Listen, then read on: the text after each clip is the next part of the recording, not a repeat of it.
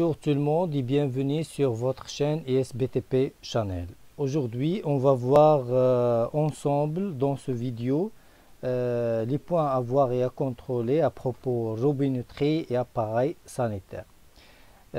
Premièrement, il faut réceptionner et approuver les échantillons des appareils sanitaires.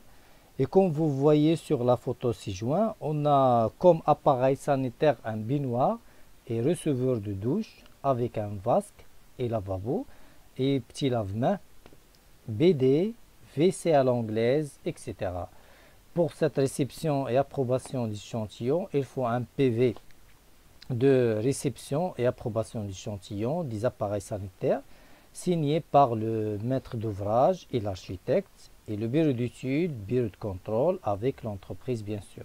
Et comme modèle de ce PV, on a l'exemple ci-joint que l'entreprise X, à titre indicatif, présente tous les échantillons sanitaires de marque Y, désignés dans le descriptif ou bien dans le marché, de premier choix ou similaires, avec leurs fiches et notices techniques conformément au cahier de prescription spécial, et que l'entreprise X présente tous les échantillons de la robinetterie de marque Z de premier choix ou similaire ou bien suivant le descriptif, avec leurs fiches et notices techniques conformément au cahier de prescription spécial.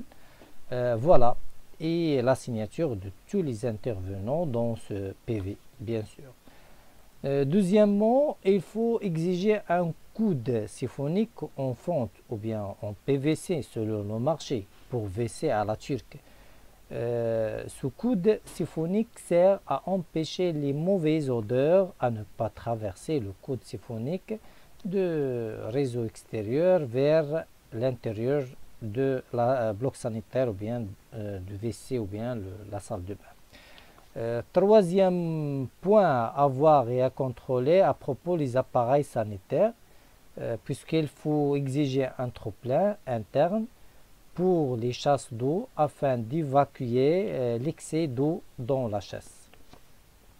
Et quatrièmement, il faut vérifier l'alimentation de chaque chasse et exiger un arrêt par robinet à dispositif équivalent, autrement dit que le diamètre de tuyau qui alimentait la chasse doit le même dans le robinet d'arrêt de la chasse et conformément au descriptif technique.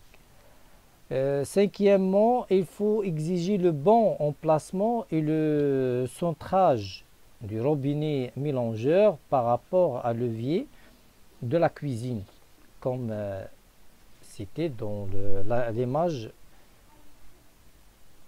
Et pour les hôpitaux et l'endroit qui nécessite le calme, on doit exiger le mécanisme silencieux de la chasse d'eau et flotteur du WC à l'anglaise. Septièmement, ou bien septième point à voir et à contrôler sur chantier concerne la qualité des glaces au miroir de blocs sanitaires et leur épaisseur et fixation conformément aux prescriptions du CPS. Et comme vous voyez, on peut trouver plusieurs formes suivant notre marché. Et à titre indicatif, on a la forme carrée ou rectangulaire, circulaire single ou couple, ou forme ovale, etc. Et pour vérifier l'épaisseur, on peut utiliser le pied à coulisse afin de donner une bonne précision de mesure pour l'épaisseur de chaque glace au miroir. Et parmi les pièces de fixation miroir, on a pièces de fixation de forme U et autres ronds, ou bien on peut trouver des kits invisibles. On doit aussi exiger les accessoires des salles de bain tels que porte-serviettes, porte-savon, tapis de bain, poubelle, porte-manteau, porte-rouleau papier, toilette, brosse WC, etc. Il y a pas mal de trucs à voir sur, à propos des accessoires des salles de bain. Voilà, merci beaucoup pour votre attention et j'espère que vous allez bien aimer cette vidéo. N'oubliez pas de la partager avec vos amis et cliquez sur le pouce j'aime. Aussi, n'oubliez pas de s'abonner à ma chaîne pour avoir toujours de nouvelles vidéos. Merci beaucoup et à bientôt à la prochaine vidéo, Inch'Allah. Merci encore une fois.